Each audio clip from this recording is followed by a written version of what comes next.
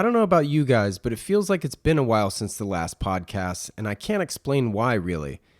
I wanted to start by thanking all of you who've been devoted listeners since the beginning, and especially throughout COVID, because as most of us are at home minus any sort of commute, it may be harder to sit still for a podcast listen. And to those of you who are new, welcome, and I hope you enjoy the episodes.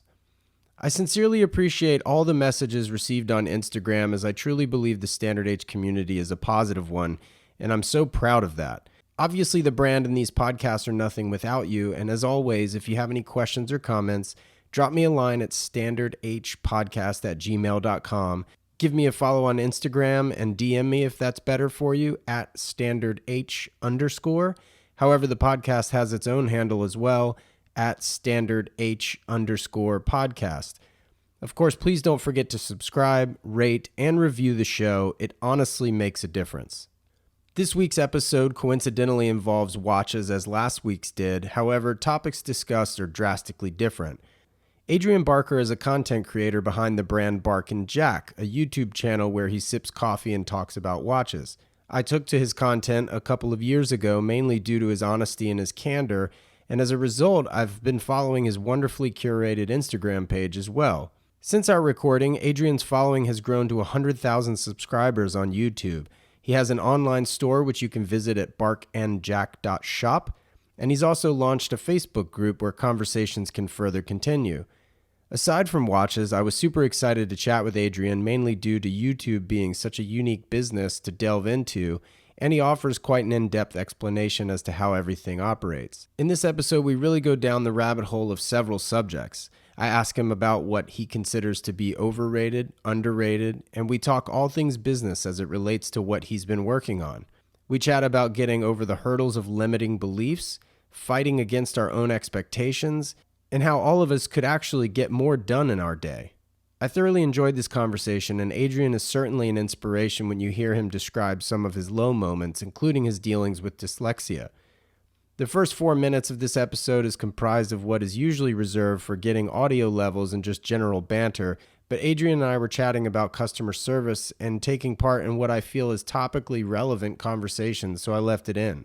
Needless to say, Adrian and I hit the ground running, and we could have gone on all day, I think. So I hope you're able to settle in with a fresh cup of coffee or you've cracked a cold beer, because this was a fun one. I hope you enjoy it. I'm your host, Wesley Smith, and you're listening to the Standard H Podcast.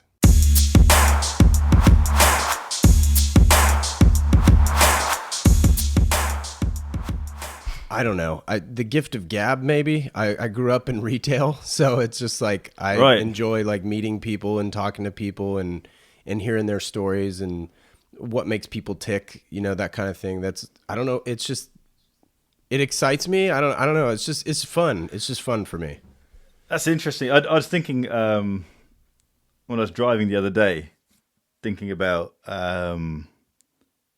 just life and jobs. Yeah. And a lot of people look down at kind of retail jobs, but I think I've learned a lot from my retail jobs. And I think my ability to do what I do, going off to events, talking to people. Oh, yeah. And just, like you say, gift of the gab. I think that all comes from customer service jobs and doing customer service jobs well and caring about that transaction and that interaction. I think it's interesting you mentioned that right at the start, because I think there's a lot of valuable skills that I learned just through having to interact with the public a lot and it being part of your job. Because I've spent the better part of, I'm 40, so I've spent 25 years in retail. Dude, you look good for 40. Oh, cheers, you man. look younger than me. I appreciate you. Yeah, it's been a long haul in the retail world for me, just outside of the brand. And one of my best friends, she's like a sister to me. She was my manager like 11 years ago, named Jessica, and she and I talk all the time, and how, because we've done well in retail in the sense of like we're actually quite good at our jobs, we get so angry with other people not providing just minimal levels of customer service, because it's like, absolutely, it doesn't take much, and we understand that it's possible to give great customer service because we give it ourselves. So And it's one of those things that's free. It is free 100%. to do good customer service. It's you don't need extra tools. You're not lacking equipment or technology. It's just caring about your job and caring about the person in front of you who's essentially is either spending money that's going to pay your wage, or you're hoping that they're going to spend money to pay your wage. Regardless of the outcome, you need to care about them. And so, yeah, I get unnecessarily annoyed with people who give a bad service. You would think it would be just kind of common sense and sort of a general basis of knowledge that this is just something easy to do. You know, it shouldn't be very difficult. My wife and I were on a bike ride yesterday, and somehow this topic came up, and she said, you know, I understand, like, if you don't like your job, that's okay. But that shouldn't substantiate you doing a poor job. Like, just Absolutely. because you don't like it doesn't mean you have to be shit at it. You know what I mean? And also, there are going to be people within that organization, whether it's the manager, whether it's the business owner, or your colleague, who do enjoy that job and do care about that job. And you're making their life harder, either by losing their money or just making the culture bad. So that stuff really annoys me, especially when people dislike their job. You don't have to have that job. There are 1,000,001 jobs out there. Go find the one, and you'll be happy. You'll be happy when you find the job. I used to work in HR. HR is my background, and training, kind of corporate teaching, all that stuff was my background. Specializing in management and customer service stuff. So this is like really deep for me. Oh, cool. Well, my background.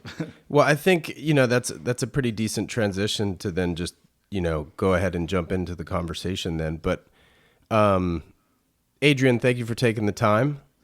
It is kind of it's kind of interesting to see you because I'm used to seeing you, but it's on YouTube. You know, sure. And it's like so you're in the same window on my laptop, so it's it's kind of funny in that way. But so where exactly were you born? Where are you from? Oh man, that part of the life's messy. I was born in Doncaster, but I lived there, which is an old industrial part of England. Slightly, I call it up north, but I don't know if Northerners call it up north. But it's quite run down now. Because it's old industry. But I was only there for about 6 months, and then we moved to Norfolk, which is kind of our version of Texas. My parents were in the military, so we moved. I think I lived in about 13 or 14 houses during my childhood. Wow. So I don't when people say, where are you from? I kind of say Cambridge, because that's the last place that my parents kind of settled, but all over the place. I lived in America once. I lived in Florida for a while. Oh, I'm sorry. So that's what most people say. Nothing against Florida, really. So your parents were in the military, you said? What did they do? What were their types of jobs? My dad was a fighter pilot and fast jet pilot, and my mum was she was an admin officer. But back in the day, when you got pregnant, you got kicked out of the military. So, I mean, now that's illegal. You can't do that. But so what? So your parents met in the military, I guess, or no? They did, yeah. They weren't.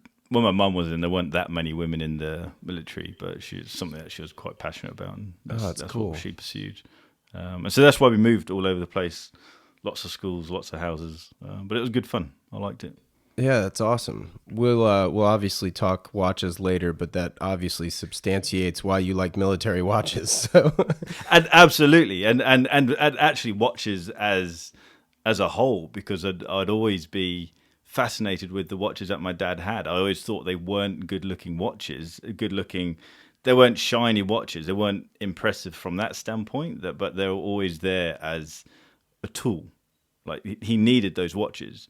And I'd like to get him on a podcast and have a chat with him at some point, but he's quite a private guy.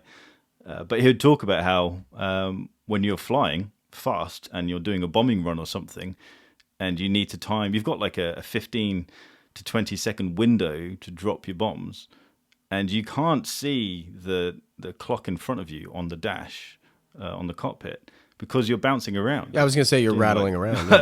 Yeah, yeah, your head's all over the place. So actually, you need an object that you can kind of stabilize with your head, and that's your watch. And so, although he thinks it's crazy that I talk about watches and I buy what he perceives overly expensive watches, it's his watches that actually started this all off. Right. That's fascinating. Oh man, that's really cool. So when you were a kid, was that an early adoption then for you, like as a child, just because you would see it on your dad's wrist, or did the watch thing come much later? No, it sounds cliche to say that I've always been into watches, but I have genuinely been into watches. I said I moved to Florida when I was 3, and back then Blockbusters are shut down here. I assume it's shut down in the US as well. I think there's one left in Portland, Oh, Oregon. really? No way. But they were doing this promotion where if you rented whatever, you got a free Blockbuster watch.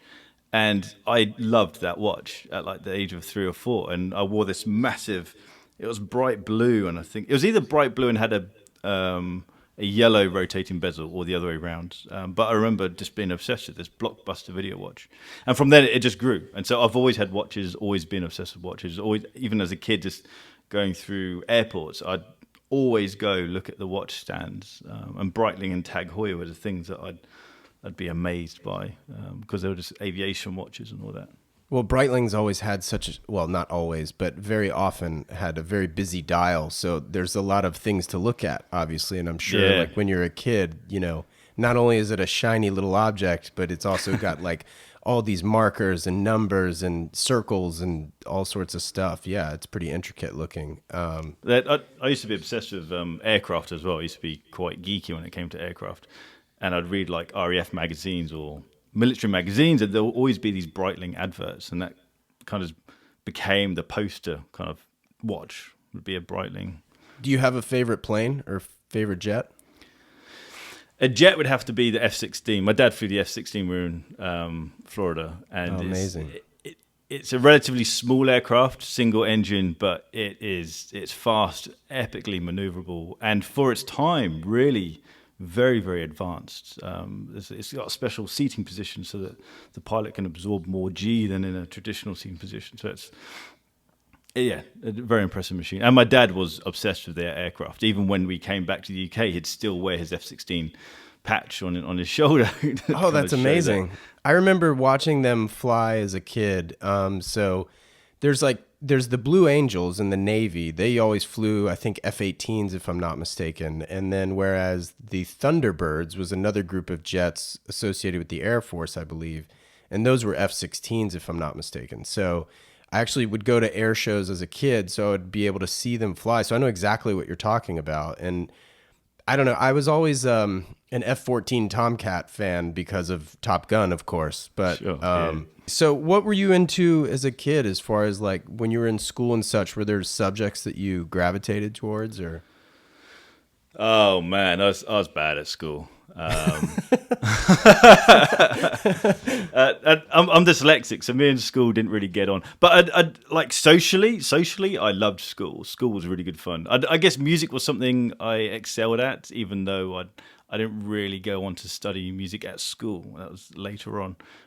Tech design was something that I was really passionate about. Design, music, and maths were my thing. But I was quite a naughty kid at school. I understand it now because I went to a dyslexic psychologist who kind of helped me dissect my brain and understand why it works in certain ways.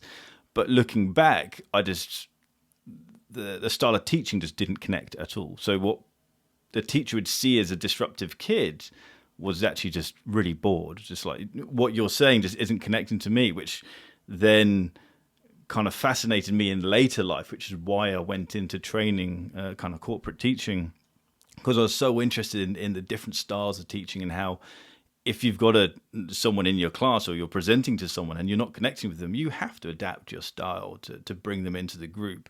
But obviously with high school teachers, they don't have that time or that bandwidth to be able to do that with a class of 30 kids. Oh, absolutely. Although it frustrated me that the system didn't work for me or my brain didn't work with the system, I kind of understand it. It's a mass-produced system, and I'm just not their market. Right. Yeah. I was always somewhat of a class clown, always would talk, and I would always get in trouble for distracting other kids. And I mean, it really just came down to boredom. Like, okay, I understand this concept. I got it. I'm getting an A on this test. I don't care. So I'd rather occupy my time with chatting to Susie, what's her face, because she's really cute. You know what I mean? Like, it's that was sort of my MO, I think, all through like fourth grade to through high school. But I just realized rookie mistake. I need to put headphones on because you're probably getting picked up very slightly. It's a great time to talk about one of my sponsors, Clear Audio, the noise cancellation headphones. Yeah, these guys are awesome, by the way. I mean, yes, I'm a bit biased, but they're really quite comfortable. Really, really quality. Well, that's cool. So, what were some of your like hobbies and stuff as a kid? Were you into sport or? I liked sport, but I was terrible at it. No, my hobbies were music. I was obsessed with music. At the age of 9, in kind of lower high school, middle school, me and my best mate just dared each other to start having musical lessons. And so he played the violin, gave up after 6 months. I played the guitar. And my parents kept going on about how expensive the lessons were and that they're happy to pay for them, but you got to be taking them seriously. And then I was just too scared to tell them that it was just a joke. So I then went on to play in bands, no big bands, but it just became my life. I went off to uni and that's what I studied. And it's funny that it all started off as a joke. That I was just too scared to tell my parents that. Oh, wow. I didn't really want to do it. But yeah, it kind of, music kind of became my thing because my brain didn't really work at school. I would then just channel all of my kind of attention to music, and I became known as kind of the guitar kid at school. I'd be in bands and I'd play shows at school, and it kind of became my identity, and it just felt like a fairly strong output for me. Also, the fact that it tapped into my rebellious side, so I'd be into punk and kind of rap metal and stuff like that. So there was a lot of angst that could come out through that music. So yeah, definitely music. What were the bands you were into? There was a massive changing point. I used to be into bands like Queen, the Eagles, and then when I went to school, one of the older kids introduced me into Rage Against the Machine. Oh, yeah. That was a game changer for me. That was just wow. I really connected with the angst, the technicality from a musical point of view, but then just the mashup of everything that was going on, the political side of it, the angst that was coming out. Just the whole package was just mind blowing, and so I became obsessed with Rage. And Tom Morello's like a technician, like that guy. Absolutely. He took guitaring to just a different world. It's like departed from. I've always really respected any musician that, like, if you could hear just 2 notes, you know exactly who it is. And I feel like Tom Morello embodies that entirely. Like, you know that, Absolutely. like, whatever the feedback. I'm not a guitarist. I actually play drums, but Cool. Whatever his feedback thing is that he does, or reverb or whatever, it's like it's Tom Morello playing that guitar. It's his signature. Absolutely. And it was everything about the package of Rage that I just thought was brilliant. Loved it. So kind of went on into like the whole new metal world of Limp Bizkit, Korn, and all that stuff. That's late 90s, early 2000s. That's exactly what was going on. Yeah. So are you a Fender guy or Gibson guy, or are you any allegiance? Definitely a Gibson guy, although I feel now I'm a Fender guy. But when I was at uni and kind of properly got into bands, I played Gibson Les Pauls kind of religiously. That was my thing. Loved them. Yeah. Loved them. They're beautiful to look at too. They are. They absolutely are. And I think there's a lot of the kind of things around watches and liking the way that things are machined and manufactured. There's a lot of enjoyment as well with high-end guitars. And I like pre-owned watches, damaged watches, beaten up vintage watches, and it's the same with guitars. I'd actually strip apart guitars and kind of drag them across car parks and stuff to make them look all old and bashed up. And it's just fun Oh, to that's make look cool. vintage. I don't remember if I came across Bark and Jack first on Instagram or YouTube. I don't recall. Which came first? The Instagram came first, Okay. but it stayed quite small for a very long time. I started the YouTube channel when I had about 10 or 15, between 10 and 15,000 followers on Instagram. Oh, wow. And then after the YouTube channel, I then figured out that if you're going to grow something, you have to have multiple streams of social media so that they can kind of bounce off each other. Otherwise, if you just have one stream of social media, it's not going to do much. So starting them both up kind of helped each other out. Yeah, that's probably some advice I should take, but I just figured that like. So my next question was actually like, do you consider yourself a YouTuber or content creator? Like, how do you classify yourself, or do you just avoid titles like the plague? Yeah, generally speaking, I avoid titles because I feel there are too many things going on to kind of just say that it is one thing. I don't want to be an Instagram. I don't want to be a YouTuber because that then kind of channels it down to one thing. And if YouTube dies, then technically that job role dies. If someone asks me what I do, I say I'm a content creator. Okay. And I talk about watches. And that can be packaged as whatever. But then that still doesn't cover everything because then there's the e-commerce side of the business, and that isn't content creation. That's a completely separate package. Right. So I guess it just involved in watches. That's what it is. But yeah, the Instagram started, I think, around 2012, 2011, 2010, around then. And it was basically just me and a mate just taking photographs of things that we liked. He was into fashion, I was into watches, and that was kind of it. And then it's just transitioned into the YouTube channel.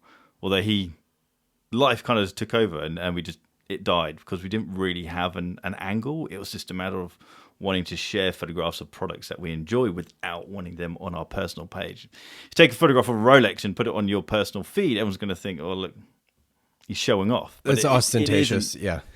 Exactly. It isn't that. And I still get comments on YouTube if I do a video about an expensive watch and saying, oh, you've got more money than sense. Like, that's okay if you think that, but it isn't just that. And now I get annoyed. If as a kid I'd see a Porsche rolling past and I'd be, oh wow, look at that Porsche, and my parents would say, oh, that guy's got more money than sense. No, that guy's probably worked his ass off, or girl has probably worked their ass off to get that product. I really don't like the kind of the idea that someone has more money than sense, because I feel like that's a defeatist mindset. It's like, is that just you protecting yourself because you haven't got that product? Right. Either be happy for that person because they've got it, or don't worry about it, or strive to get it. Yeah. No, 100%. Like I'm all about the aspiration, right? And honestly, like, absolutely. It's funny. I've always wanted to live in New York. I've been to New York my entire life. It's like a second home to me. My dad's from that area, but I used to live in LA for 5 years, and then I moved here to San Diego 8 years ago with a job. And the single most common question I get from people that I meet the first time here, they're like, oh, you used to live in LA. Well, which do you like more? And I'm like, well, I actually quite miss LA. And most people think I'm nuts for saying that. And I'm like, the sole reason, I mean, outside of like restaurants and friends and things like that, but it's like, I miss the sense of aspiration. Everybody here wants to be surfing and like do nothing with their life. And I mean, I get it. I understand the desire to be leisurely, but I that's not how I'm wired. Like, I want to like keep pushing and like do something for myself and do more for others. And anyway, I don't know. That's why the moniker for this is sort of like for those with drive, you know, it's the double entendre of like being driven and as well as like, you know. I completely relate to that point as well. I've just moved up to Scotland, in the countryside of Scotland, and it's beautiful up here. It's incredible. I've like a 30-minute drive and I'm right in some stunning mountains and lakes and all of that. And it's holiday stuff. But the pace of life is so different from London, and it's a difficult balance because the family is happier up here, and it is good up here. I love it. But when it comes to trying to be entrepreneurial and be driven and aspire to be more than what I am, that's in London. I have that buzz in London. In London, you go off to a coffee shop and you get your laptop out, and you'll be buzzing because you'll see everyone else just doing exactly the same. And I'd be so inspired because you see these young people just building stuff. I don't know what it is, whether they're planning a new product, they're building software, they're coding something. It doesn't matter. That I'm feeding off that energy, and that really, I don't know, it excites me. Whereas up here, it's a more pleasant way of life, but there isn't that drive. There isn't that drive to do that stuff. And that's not to say that Scottish people aren't entrepreneurial. There's a lot of business up here. There's a lot going on, but because it's all spread out, it just doesn't feel the same drive to build stuff. Well, I only recently found out how you named your business. Do you mind sharing how you came to the name of Bark and Jack?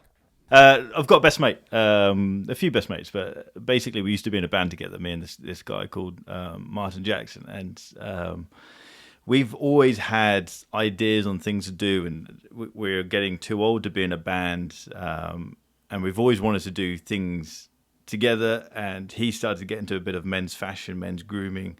He's obsessed with denim and Red Wings. That's kind of his thing. Oh yeah, workwear and beards. Yeah, workwear. Yeah.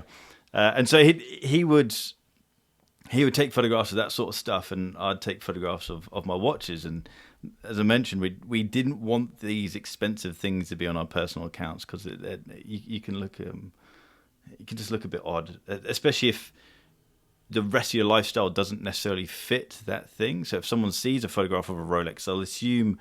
They'll make pictures up in their head of what the rest of that lifestyle is, and that's not necessarily true. As I talk about on my channel, that me and my wife live a very frugal life. We have certain things that we like to spend our money on.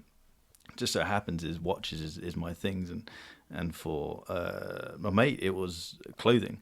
And then we posted photographs for probably about a year, and his last name's Jackson, my last name's Barker.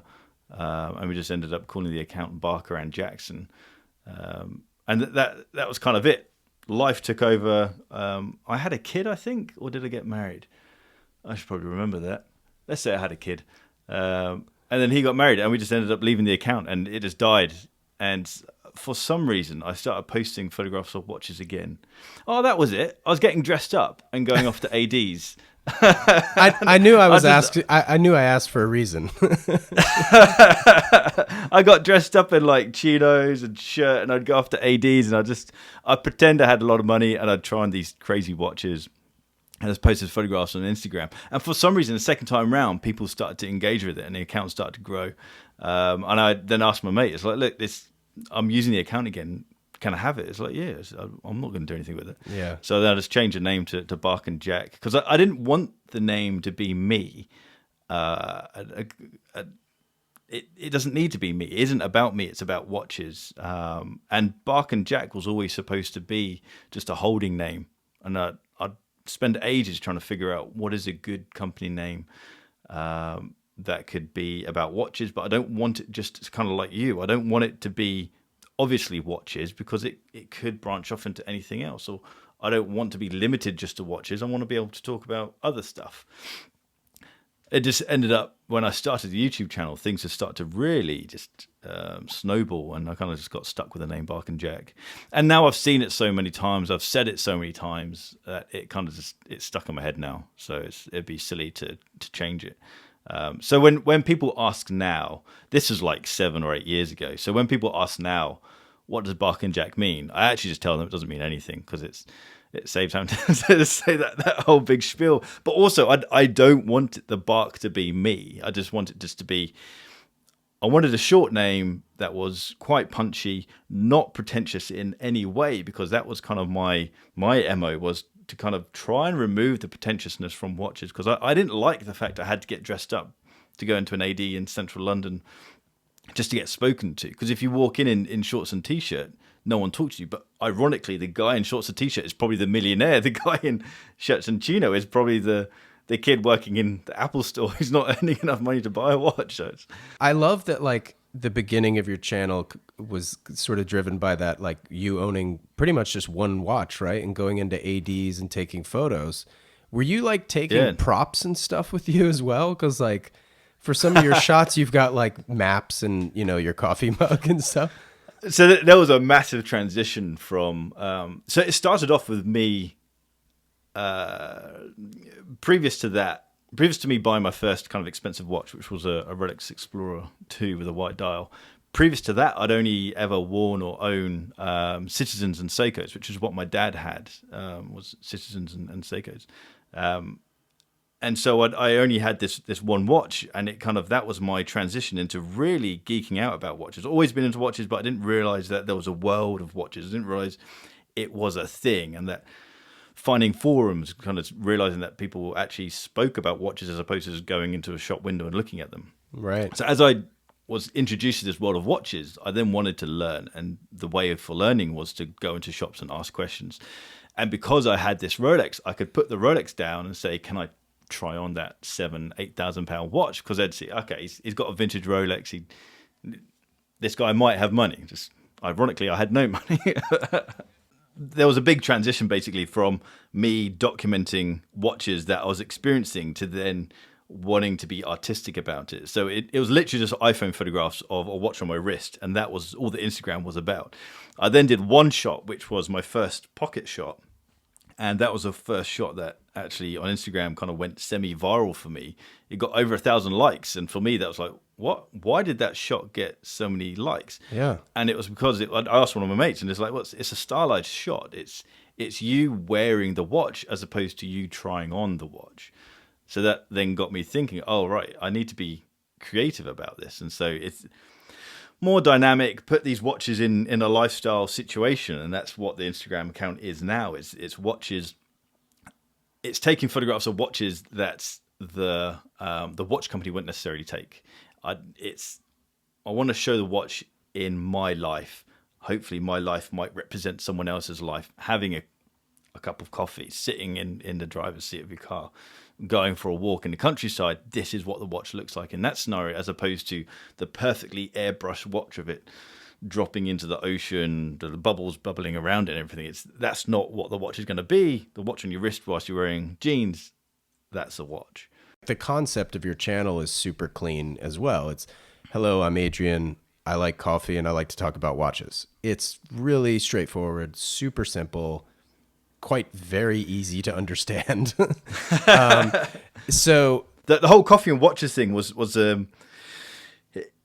it was to kind of summarize what the channel was about. It's like there's no pretense around what you're watching. It is literally a guy who is drinking a coffee and talking about watches. I don't want anyone to have an expectation of my knowledge, of my wealth, of my background. It is literally as simple as that. I like watches, I like drinking coffee, and that's what you should expect from the channel.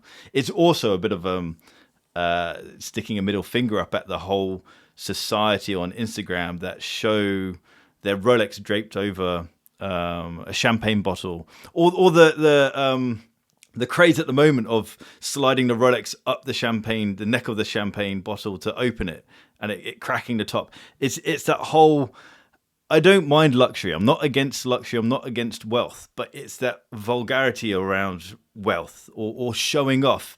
Society doesn't need that mindset in it. I have nothing against people drinking champagne or spending lots of money on watches or living a lifestyle that they want, but it's, I don't know why that annoys me, but it does. And so the whole drinking coffee is like, I can talk about a £300,000 watch and drink my 30p coffee in a mug. And that's it. It doesn't need anything more than that.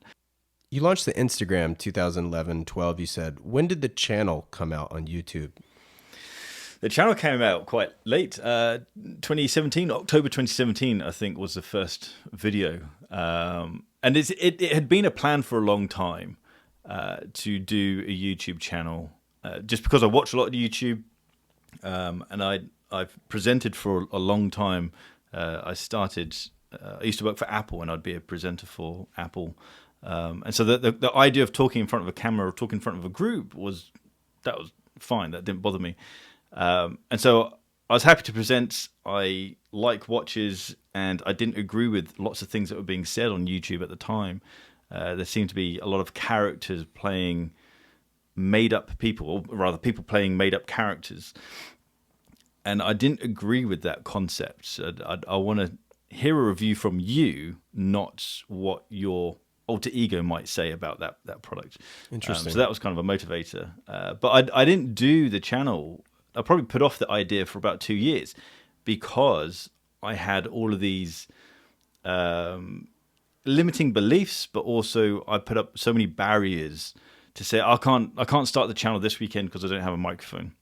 I can't start the channel this weekend because I don't have the right sort of camera. I don't have this sort of lighting, and then and time, and there was so many just perfect bricks that just went into place that actually resulted in me starting the channel.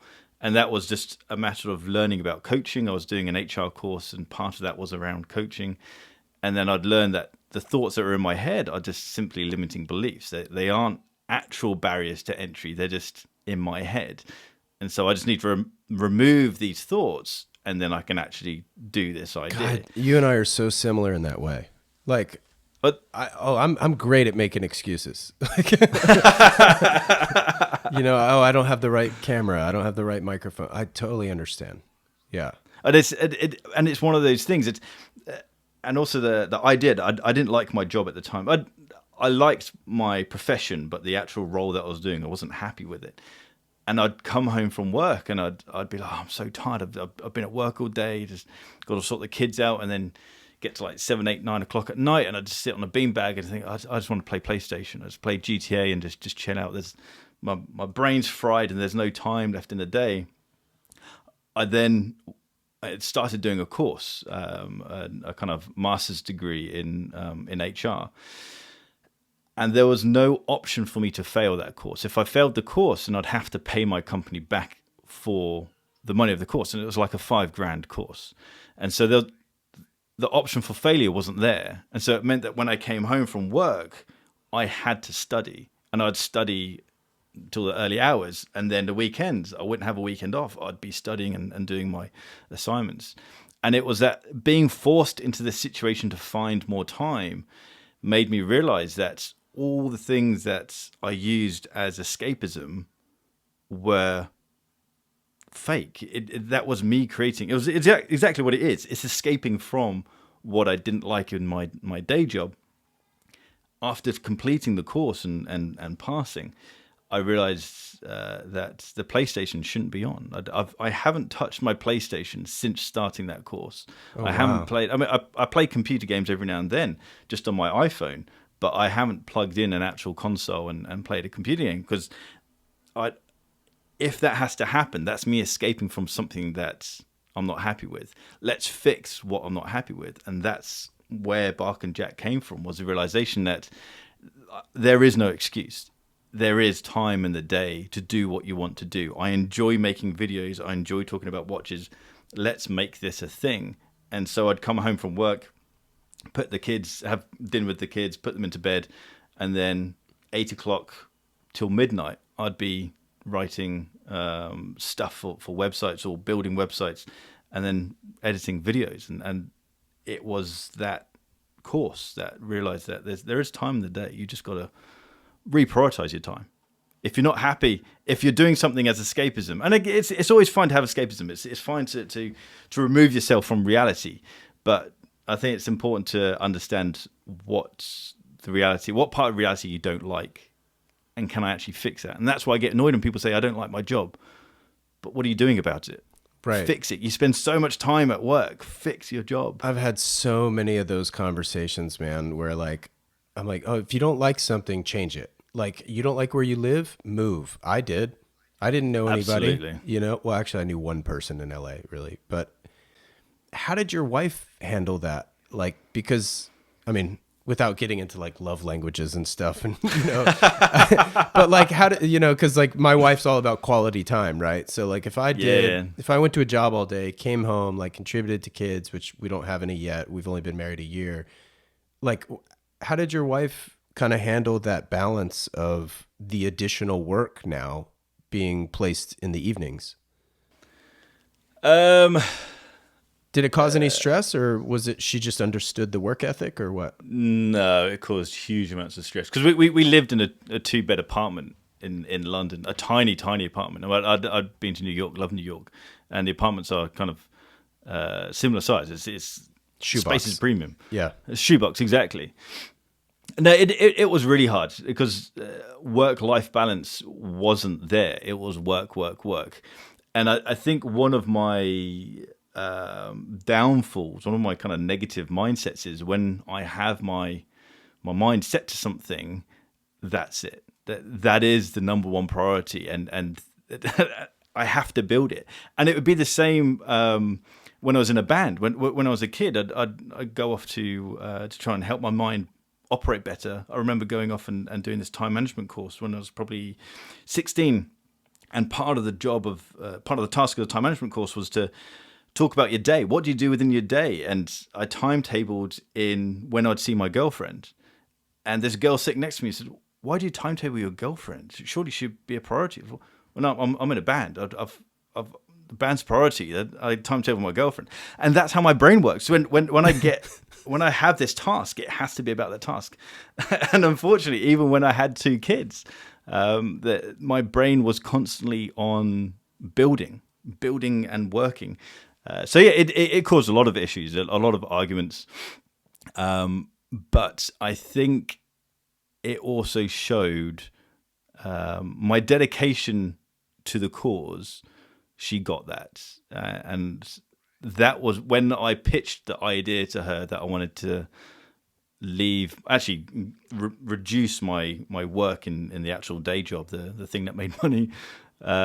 She understood it, and she was behind that idea. That's really nice. And it was, and that was a very powerful thing. And she actually left her job to she now runs the e-commerce side of the business. Oh, no way. That's awesome. Because I couldn't do it all by myself. It's just too busy. And she's been very supportive, but that's not to make it sound like it was plain sailing. That it was tricky to manage a newborn kid. I had a new kid halfway through starting the channel, and that's not easy stuff to do. And also doing this in a tiny flat, I knew I wanted a good background for my YouTube channel, and the flat was just 2 bedrooms, 1 bathroom, and a fairly large kitchen sitting room area. I wanted to use the kitchen sitting room area as my studio. So every time I had to make a video, the family had to go into the main bedroom, and that was it. And I'd be in the kitchen. I'd have that space to myself for like 2.5 hours, and they'd be stuck in this tiny little bedroom. So although it was relationship-wise, it was tricky, and she'll probably listen to this, but it was also supportive at the same time. And weirdly, the requirement for me to make content, or rather the wish for me to make content, but at the same time not disrupt the family, meant that I went out to the streets of London and I'd vlog my content. So although when people vlog, they're usually talking about themselves, but I'd be walking around the streets of London with a vlogging setup, but talking about watches. You know, I quite enjoy those episodes of yours, like the sort of walk and talks through whatever it was, Bond Street or whatever. Like, I think exactly they were just fun, you know, and I think I'm sure you would agree. Like, it's just nice to have a different scenery every now and again. And like when you go out to mountains, when you jumped over that creek and your foot went in, I literally laughed out loud, man. Like, I was like, oh shit, he's done it. Like, he's done it. Oh man. That was a realization of how old I've got and how unfit I am. The fact that it wasn't a big stream, man. I probably could have just a wide stride and I could have stepped across that stream. Oh my God. I know. And that's what made it all too hilarious. And might I add, familiar perhaps? Like, I was like, oh my God, man, this is brilliant. And I love that you didn't edit it out. Like, I love that you kept it in. Oh, for God's sake! But yeah, the walking around London stuff, and it was interesting. It was good to see the comments from people saying that they like. People would say, "I lived in London in the 70s or something, or the 80s, and it's nice to see bits about London." I thought, "Oh, cool," because I'm doing the videos outside because I don't have a space to do them. Right. So it just became a perfect little package. The fact that I don't have to disrupt the family by doing videos at home. I also couldn't figure out how to do good audio and lighting. That was completely out of my kind of knowledge. But when you're walking around outside, people know you're outside. They expect the exposure to be off, all the colors to be wrong because you're outside. They expect there to be background noise because you're outside. Whereas if you're at home and you're trying to do a perfect studio setup, they want clean audio, they want perfect lighting. Right. I didn't have the money to do that. I didn't have the knowledge to do that. So all of that stuff had to be learned. So yeah, the walking around outside was just kind of, it just happened and it worked out, which was, I think, nice for everyone. Yeah, that's great. I was going to ask like who you consider your audience to be, or like, I mean, maybe the audience sort of just defines itself based on viewership and, the demographics, like, but then just now you mentioned like, oh, I used to live in London in the 70s. So that proves that you've got some older viewers clearly. What are the demographics looking like? So the large majority are 25 to 35. That's the main segment, and then it branches off. Would you call it a bell? I don't think it's quite a bell, but the stronger side is then up to the more mature side. So there are 70, 80-year-olds watching the channel, according to YouTube stats. And I think it just comes down to finances. The older you are, the more kind of disposable income you have, and then perhaps the 25 to 35s are the guys who might aspire for other things. But yeah, that's kind of the main area. Annoyingly, there are very few ladies in the watch world still, which is I still find bizarre. But yeah, so the stats just say that I think there's 3% of my audience are women, the rest are male, and then the age range is kind of the interesting thing. How have you marketed your channel? Have you done any marketing for it, or is it all word of mouth? Like what's been the process behind that? I haven't marketed the channel, and I'm starting to look into that because I'm starting to feel like that might be a missed opportunity. My idea going into the channel was I want to be the marketing. I want to create something that people want to watch. Therefore, I shouldn't need to push it. But I'm slowly learning that that's not quite how business works. Right. If you build it, they will come. Yeah. Yeah. Sometimes you have to show people that this stuff exists. So I'm starting to look at that stuff now. I've got a chap who's interning with me who is doing a marketing degree, and he's kind of, we're throwing around ideas of how to get stuff going. But I've found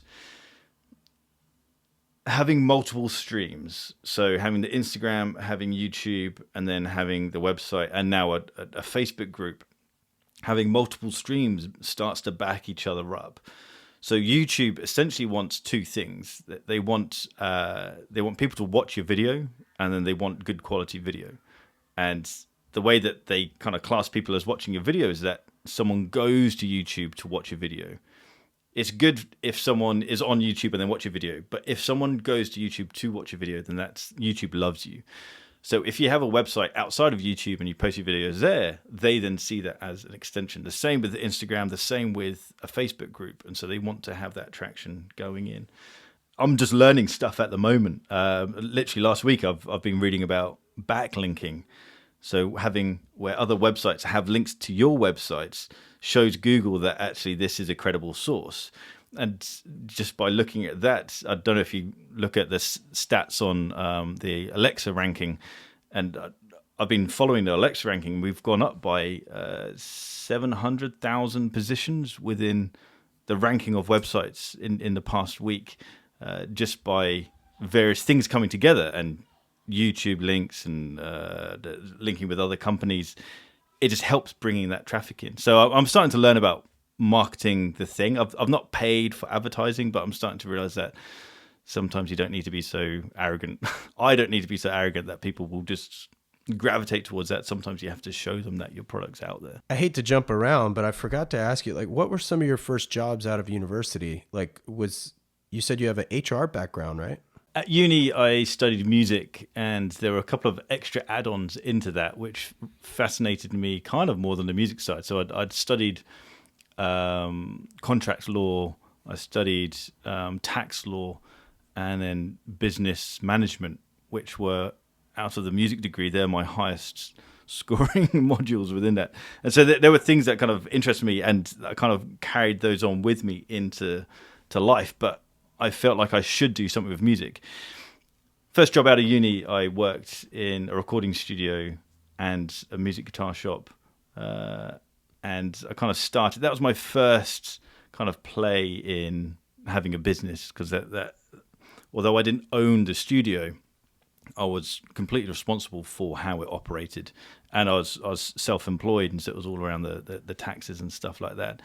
I did that for 2 years, I think, and then I caught wind that there was a businessman who was building another recording studio in town, and I told him that I wanted to be involved and that I could design it for him and help build it and run it.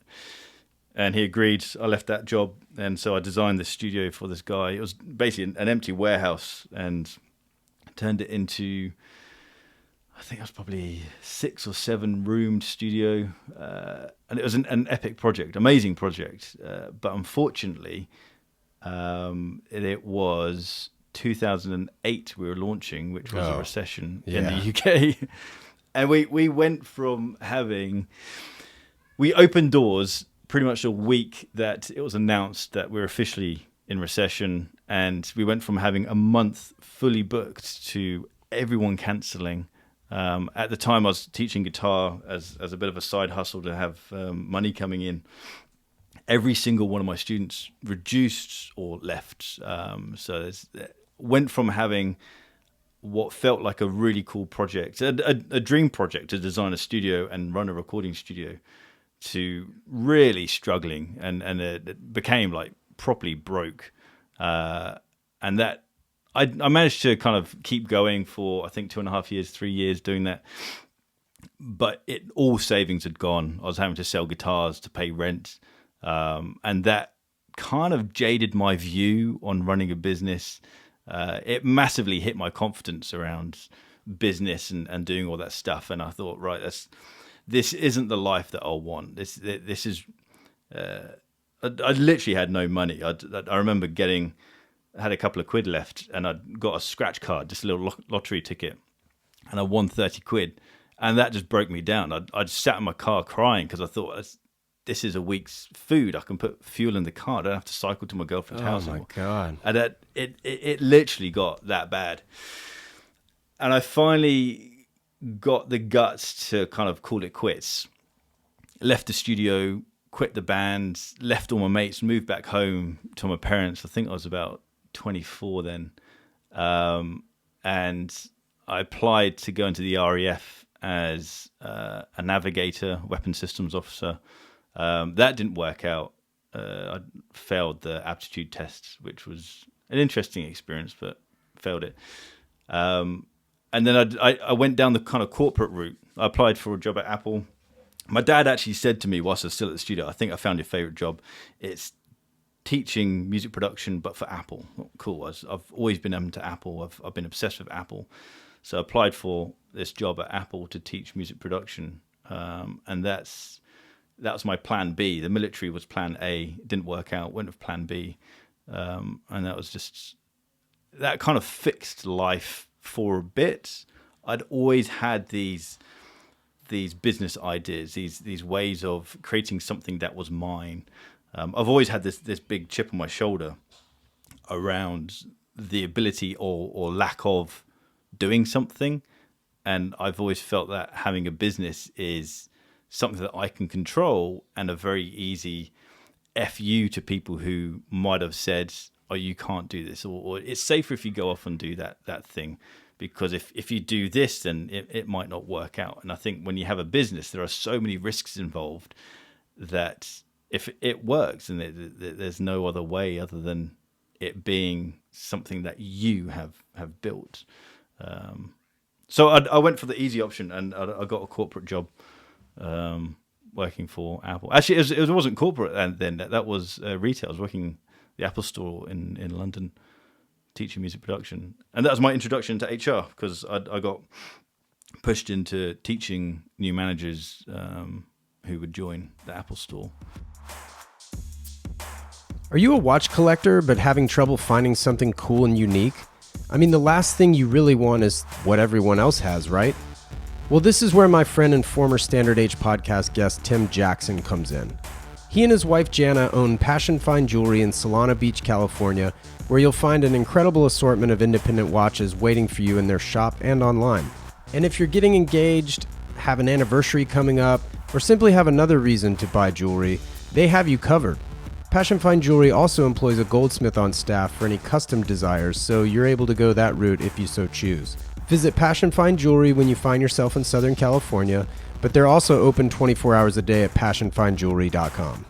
You can also find a wealth of information through Tim's blog, independentintime.com, where he covers anything independent watchmaking related, among a plethora of other information, so check that out as well. I've really enjoyed creating these podcasts on behalf of Standard H and sharing each of these personal stories with all of you. We each have goals, and it's the entrepreneurial spirit that inspired me to start the company. You can further support the brand and the podcast by visiting standard-h.com to pick up your choice of merchandise, and as always, thank you for listening. Lastly, if you have a moment, please rate and review the show. It makes a tremendous difference in keeping these things going. Now back to my conversation with Adrian. I think you mentioned earlier you kind of fought dyslexia, and I'm sure a lot of that was kind of, even if it were subconscious, I think that was probably the driving force of the FU, the I'm in control. It definitely is a chip on my shoulder, and for a long time it was a negative chip. And it still probably is a negative chip, but I'm channeling that energy Right. for goodness. But basically, I found out that I was dyslexic when I was 15, studying for my GCSEs. And all along, the school that I was at didn't say I was dyslexic. They just said I was just slow. And I later found out that the reason they didn't want to accept that I was dyslexic was because they'd have to add more funding and support me in ways that they didn't want to do that. Right. And so they refused to. My parents ended up paying themselves for a private dyslexic psychologist who then did tests on me, figured out your brain's crap at doing this, is understanding why letters work together. Your brain just won't understand that. Remembering why letters go together, your brain will never understand that. But actually your creativity side of your brain, that is Off the charts.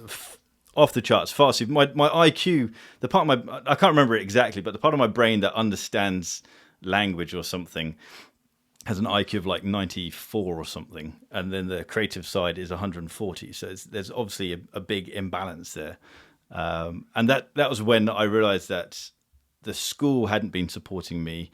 It's not necessarily my fault that I've been failing things. It's just that my brain doesn't work with the system, and that actually I should ignore the things that don't work and focus on the things that do work. If creativity is my thing that I enjoy, and that's where my brain excels, then let's do that, and then not worry about it. So when I spell things wrong, I laugh at it. I don't care if even when it should be embarrassing, because I'll put a post out, or there'll be an article online, or there'll be a YouTube comment, or even, it doesn't matter. I don't care, because I know I'm bad at spelling. It doesn't matter when it goes wrong now. Whereas previously, as a kid, it would really upset me and frustrate me. So Yeah, and it's not like you chose to be an author. Like, it's no, like... exactly. Yeah. It's just one of those. It's life. We can't be good at everything. So Right. It's just how it is.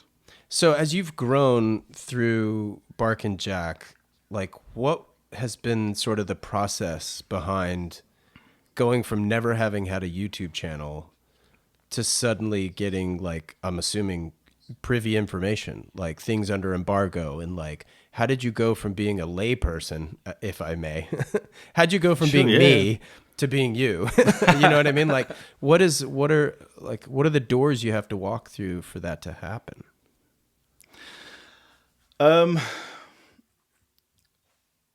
I think it's being authentic, and I hate that word because it's one of those marketing words that everyone uses, but I think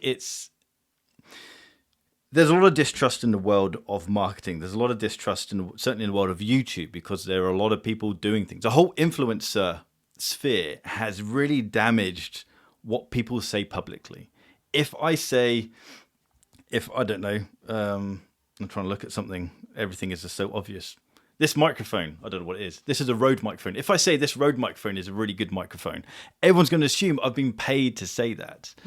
And I think the way that brands have contacted me is because when I say something online, it obviously comes from a position of being genuine. Authentic. Yeah, because you're not being paid. Exactly. And JLC, when I got talking to the PR manager for JLC, I actually asked her that question because I want to grow what I'm doing. So I asked questions like, why have you engaged with me? And she said, well, we watched your video around a reverser and we really liked your passion about that. And we want to show you more. And all the PR managers that I've spoken to refuse to work with anyone who wants to be paid to say something. And it's interesting how we live in this world of distrust towards people who speak on a platform like YouTube. Yet all the PR people I talk to, no one is paying anyone to say anything. So it's quite interesting that there is that level of distrust. So I guess to answer your question is, be honest. If you dislike something, say you dislike it. And if you like something, say you like it. And I think people like my journey or mission to remove this pretentiousness around watches. And it feels like it's such an old industry, watchmaking and watch branding, that there's an element of we need to make this a luxury product. We need to position it as a luxury product. And so we're going to photograph it with X, Y, Z. And when people come to this event, we're going to be giving them champagne as they walk through the door. I don't want champagne. I don't want to get drunk. I get annoyed because I often do drink the champagne and I do get drunk, and then the content that I create is rubbish from that event. And so give me a coffee as I walk through the door and I would be very, very happy. And that's just what I want to have. I just want to sit down with someone and talk about watches. And I think the PR people connect with that idea. Well, now I want an outtakes episode. I want drunk Adrian, like Friday night Adrian. Like just nothing but like an outtake episode of just you stumbling through your words on champagne. I went to the launch of the Swatch Fly Magic, quite a funny looking watch. And I just come back from work. I left work early, went off to this event. It was super hot in London. They gave you champagne as you walked through the door. And I was off my face within a few seconds. I'm a lightweight anyway. So hot, long day, champagne, and I was plastered. All the macro shots were really shaky. All the video shots were really shaky. I left early from that one. You're like, no, guys, this is just really a high beat watch. Like, it's just really, really high beat. Yeah. Oh, man. Can you give us a little bit of background kind of behind the curtain? Like, what does it take to make your videos? Like, what's your process like? Like, how long does it take? What's your setup like? I mean, you're sitting next to a diffuser, it looks like. Yeah. So you mentioned earlier about perfection. I am a perfectionist. It was positioned as one of my negative points, and it impacts my dyslexia because I will inevitably do something wrong. And because I'm a perfectionist, I then dwell on that thing that I've done wrong. So when it comes to the YouTube videos, I watch my videos back lots. Even when they're uploaded onto YouTube, I'll watch them back a lot and analyze the sound, the delivery, the content, the message. And I take what I've done there and improve it on the next one. So if you watched all the videos in a line, which I wouldn't suggest anyone does, you will see just minute changes, but ultimately there is a progression. And so when it comes to doing videos, there's a lot of messing about. It isn't a matter of, I know exactly how the camera should be set up. I know exactly where the microphone should be. I know exactly how the lighting should be. I change it every single time. So actually shooting a video takes ages to do because I'm always tweaking things. So shooting a video, I'll plan a video. I used to just turn the camera on. I'd have a title of a video. I'd turn the camera on and I'd talk. And I'd probably talk for about an hour and a half and then edit that down to a 10-minute video. Now I actually plan my videos, understanding the message that I want to get across and putting it across in a more succinct way and focusing on the production and editing. So it probably takes 3 days to make a video. Oh, okay. maybe half a day to shoot it. I've been planning a video just now. It'll probably take 2 hours to shoot it. And that's just a voice. It'll take about 2 hours to shoot a voice. Yeah, about a day to shoot everything, and then 2 days to edit.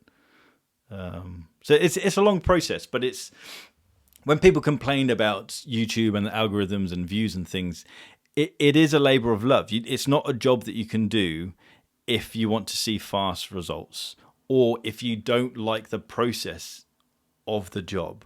It's a lot of work goes into it, and if you were to break down the earnings from YouTube down to the dollars per hour or pounds per hour, it's probably the worst paid job around. But it's the enjoyment. I'm tapping into the creative side of my brain. I love the processes that I go through to create this stuff, and I love the fact that I can buy cameras now as a job. I think it makes my dad so envious, because my dad's into photography. My dad got me into photography, and he'll buy a camera and he'll get told off by my mum for buying the camera, whereas I can buy whatever I want now. Now he's knocking on your door and borrowing your stuff. Yeah, exactly. He doesn't even have to buy it. Well, I was going to ask you about the duration of your videos. They all seem to be about that 10-minute mark. Was that a conscious decision, or was that like you doing research to see that like that's people's tolerances, or like where does that come from? A bit of both. YouTube, basically, there's two factors to it. If we go back a step, songs tend to be around 3 minutes long, and that's because the original way of recording audio could only fit 3 minutes of music, so that became the norm. On YouTube, when you make a 10-minute video, if your video is longer than 10 minutes, you can add extra adverts during the video. And so creators, if you want to make a lot of money, or make more money rather, you make a 10-minute video. That inherently has made the norm of YouTube 10 minutes long. So that means if anyone goes to YouTube, you expect a 10-minute video, because that's what the majority of creators are doing. And so I tend to make my videos 10 minutes long. I also think that's enough for me to say. I can do my cinematic stuff. I can have my chit chat about whatever I want, get the detail in. And I think for me, 10 minutes is long enough. I could go longer, but that might just be filler. And maybe that's down to my lack of knowledge of watches, that actually I don't have enough to say to talk for longer. But ultimately, I feel 10 minutes is what people expect on YouTube. And it's what I just see. If a video is longer, then people tend not to watch all the way through. If it's shorter, then people get annoyed and write comments, this should have been longer. So 10 minutes is... Yeah. Oh, I mean, you can't please everybody. That's a fact. No, you can't. It's interesting because of COVID, like my wife and I now, we haven't gone to the gym, for example. So like, I'm like, move your car to the street, and we've created this little gym in our garage. And one thing I've noticed through YouTube videos, as we've done like workout videos on YouTube, I feel like commercials have been put more in the middle, and they just come up with like the 5-second countdown in order to skip. Whereas the exact same video at the beginning of COVID didn't have that intermission, if you will. So do you have any insight into that? Out of my own curiosity. Yeah. So because of the global recession or global downturn in the economy, companies aren't paying for advertising the same they were, which means that if you had a video with an advert at the start, you're getting roughly half the money now than what you would have done pre-COVID. So people because some people live off their YouTube money, they're having to put extra adverts in, and that's just part of it. Also, workout videos no doubt have gone up in views. My videos have gone down in views. Revenue is down by about 55%. No way. And views are down by about 45%. And my thinking around that is, and that's not just me, I have a WhatsApp group with lots of YouTubers, and it's generally across the board. My idea around that is people are at home and they're watching Netflix. They're wanting a long bit of entertainment as opposed to getting in from work, eating their dinner or grabbing a coffee. They want a short bit of entertainment. They're turning to either YouTube for escapism to work out or something else, but then they're going to Netflix to longer form content is what they're after.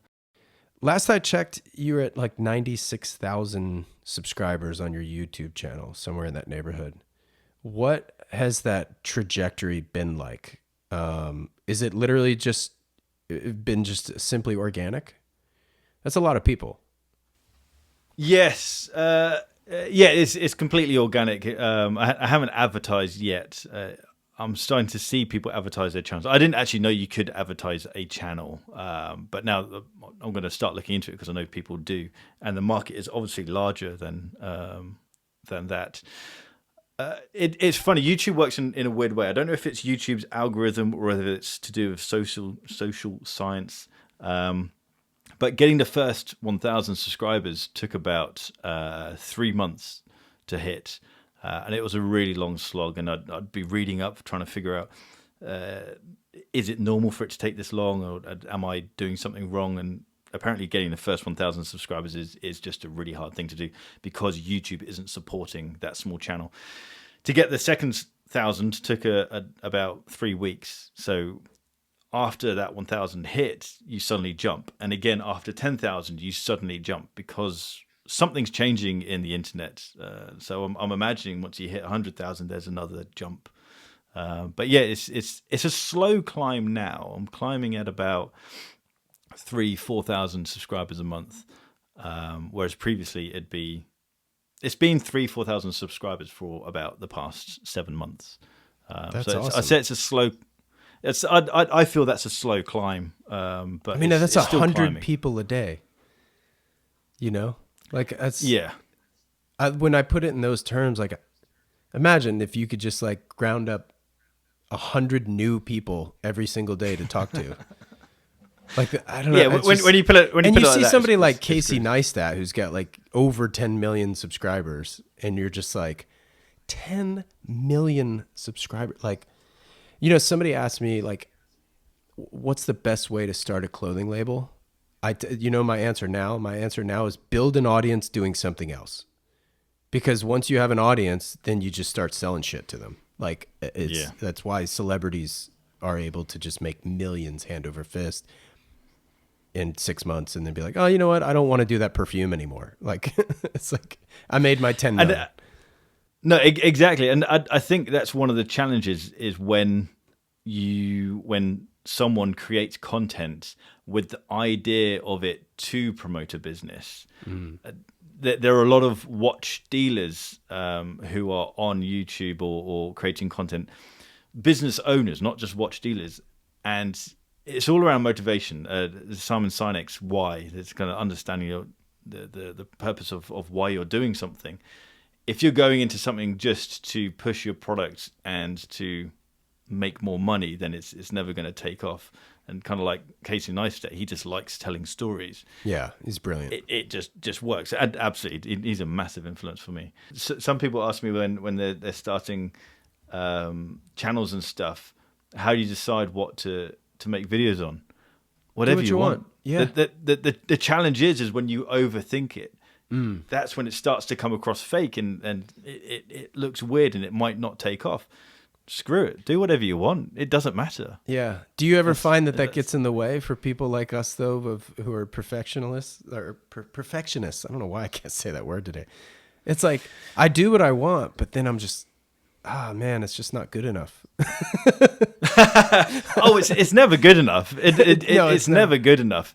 But the way that I see it, there's definitely, I don't know if there's ever been a video that I haven't published. Oh no, there's been videos that I haven't published because it just wouldn't work. But there's definitely Instagram posts where I was about to press publish and I thought, no, that's not up to the mark. The way that I see it though is I will publish this content even though I know it's not perfect because I know what I'm going to change next time. And the understanding that perfection doesn't exist. There is no such thing as perfection. I guess perfection is understanding that something isn't perfect and accepting the imperfections that it is. And so when it comes to videos, I know the exposure might be off. I know that the sound might be not as good as what I want, but that's what I'm going to fix for next time. And that's just it's the learning curve. Yeah. Yeah, exactly. No, so I was looking at your saved IG stories. And like I saw that the dials were askew, where like 8 o'clock was at the 12 o'clock position. And I was just like, that is oddly specific. And they all lined up. And I was like, did he rotate those on purpose? And then of course you click on them and they're like pocket shots. But I was just like, it left me so perplexed. So thinking of like perfectionists, I'm just like, it's like perfectly at 8 o'clock too. It's just like, what's going on?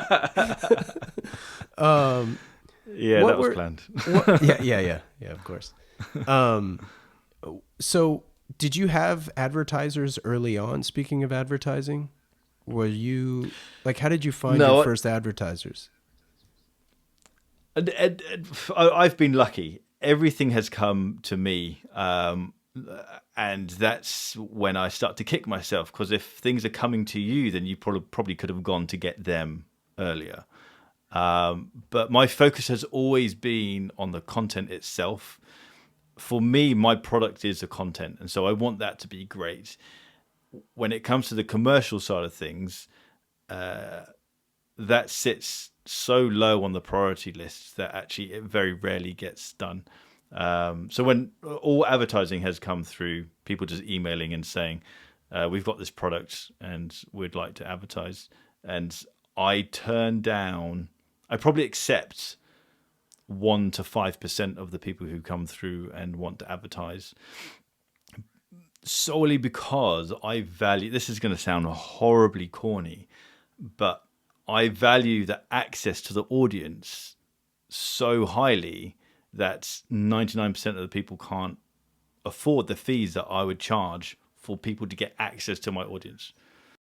Well, let's talk about the launch of your shop for a second, if we can.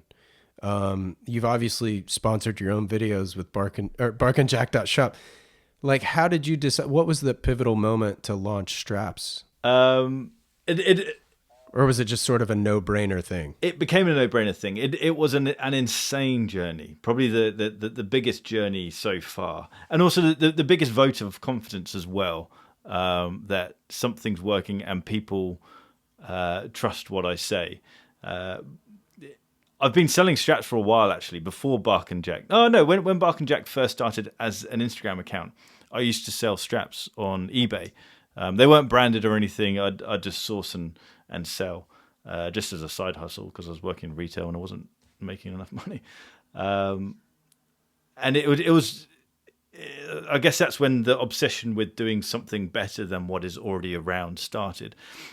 And then a company called Moose Strap Co., something like that. The guy sent me some straps and said, here's a whole load of straps, let me know what you think, and give some away to your subscribers. And so I thought, actually, these are actually really nice straps. It's the first time I experienced seatbelt nylon, and I thought, wow, that's a really nice material. So I did a video on it and said that these are nice native straps. The guy sent me an email a week later saying, look, can I send you more straps? Because I've never sold so many straps in my life after your video. And I was like, oh, right, no, don't sell me straps. If people listen to what I say, then that was a massive vote of confidence. So I got back in contact with my strap suppliers. I was like, let's do something. And I like the Moose Strap straps. There were things on there that I'd change, and that was it. Let's get on with doing the straps again. But taking it a step kind of forward, branding them and doing all that. And I had this idea in my head that I didn't want any throwaway packaging. I didn't want any plastic or unnecessary packaging within the product. But I also wanted it to be an experience. Even though it was a £20 product, I wanted it to be something exciting and someone to feel like it was something special, like a birthday. And so that's when I came up with the whole idea around. I should have brought one with me, but I've got an envelope that has like a little waxed seal bit, so it's quite an official looking envelope. It's just a bit of fun. And inside, rather than the strap coming in a piece of plastic, it comes in what I call a watch sock, and it's basically just a pouch with our logo stamped on it, made out of some nice tan cotton. I should have had one with me. And the idea is that the strap arrives in that, but it's not throwaway packaging. You can use that pouch for anything. You can put straps in it, you can put your watch in it, do whatever you want with it. But at the end of the day, the envelope is made from recycled material, We don't send out a receipt with the packaging, so it's literally just the envelope and then the watch pouch, the watch sock, and then the strap. My idea is that you get a receipt emailed to you, so you don't need a paper receipt. There's no need for it. So everything is either reusable or recyclable, and that was my idea behind that. And I told my wife, awesome. And I think more companies need to be like that. I told my wife wanted to make the watch socks, the packaging, and so we bought her a sewing machine. She went off to one of the local colleges and learned how to use a sewing machine again. And we designed the pouches. We went off to second-hand charity shops and bought like old chinos, and we'd wash them, iron them, and then make the watch pouches out of these chinos. And I said to my wife that let's stockpile like 20 pouches for the first launch weekend. We're not going to sell more than 20 straps on the first weekend. So oh no, I see where this is going. If you do that, if you make 20 pouches, because she would swear about how long it took her to make these little pouches because she wasn't an experienced machinist. Yeah, and it was actually quite difficult. We'd bought all of the pairs of chinos around us in all the charity shops, and so we were having to go further afield to get this material. And then I pressed launch, sent out an email, sent out an Instagram post, and we got 350 orders in the first like 3 hours. And I turned off the website. Get to work. She was fuming. And I had to turn off the website. I closed the website because we just had too many orders come in. And we broke even within 3 hours of all of the setup costs, everything. And that was... It was exciting and scary at the same time because I suddenly realized that these orders were going to Turkey, to Australia, to America. A huge amount of orders going to America. They're going worldwide. I'd never sent orders out to these places, so we suddenly had to figure out. Well, my idea is try it and then learn it later on. Just do something and then figure out what's going to happen. So that stupidly, that was my plan. So we had these like 300 orders to go through. Who was going to fold these straps? Who's going to write the labels? Do we write the labels? Do we print the labels? And I hadn't done all of that detail, so it was a stressful time. Where do you have your products made? Are they UK? Are they Italy? Like where are you? I really wanted to have them made, all products to be made domestically, but I was spending weeks trying to find suppliers in the UK, and there just isn't the suppliers. Or there are, and they're just extortionate. And so NATO straps are made in Hong Kong. And I believe the majority of NATO straps are made out that way. Our leather products are made by, I share publicly that they're made by JPM because I think JPM's a genius when it comes to leather work. I also have a chap in Turkey who makes my vintage straps. I've known him for years, and we've exchanged products. I've given him feedback on his own products. And when it came to wanting to do a vintage style strap, just with the two little simple stitches at the top, I thought he's my guy. Is your assortment growing at all? Like what's next in the shop? What's next is I've been working on watch rolls for a while. Sweet. And the problem is I've got two lines that I want to go down. I used to work with some guys at Apple who went off and designed bike-inspired bags that for cyclists. And it's just a husband and wife team, and they make all their own handmade stuff. And I want to work with them. They're called Velo. I want to work with them to develop something together. I love what they're doing. I think the products are amazing. And the fact that they're handmade by them, I think is awesome. So I want to do a couple of products with them and then do some more leather products. But there's some things in the pipeline that I'm working on. I'm thinking very long term. At the moment, my focus at the moment is still building brand power. I'm happy to not worry too much about the financial side of the commercial stuff. I want to work on people knowing who we are. I think that's where the power is. The financial stuff can come later on. And I think right now it's about building the website, building the channel, and doing things that way. From a YouTube channel perspective, I know you and I are both fans of Peter McKinnon's. Yes. That guy's handiwork is just mad genius. Like it's crazy. He's on another level. Yeah, he really is. Who else do you follow sort of in the same vein as far as like YouTube content creators go? And like who does a great job in your eyes? Peter McKinnon, I love the fact that he has managed to turn quite a relatively niche topic into an audience of, I think it's 4.5 million he has, which is huge, absolutely Astronomical, yeah. And his storytelling ability is incredible. His cinematography is incredible. But when it comes to content delivery, people like Kai W, who's a British camera photography reviewer, he's got a real no BS attitude towards things. And he's just a funny guy. I like it when people don't take things too seriously, don't get caught up in stuff, and they're quite happy to mess about. And Kai is very happy to mess about. There's another guy, this guy called Camera Conspiracies. I watch all camera videos on YouTube. Okay. That's what I focus on.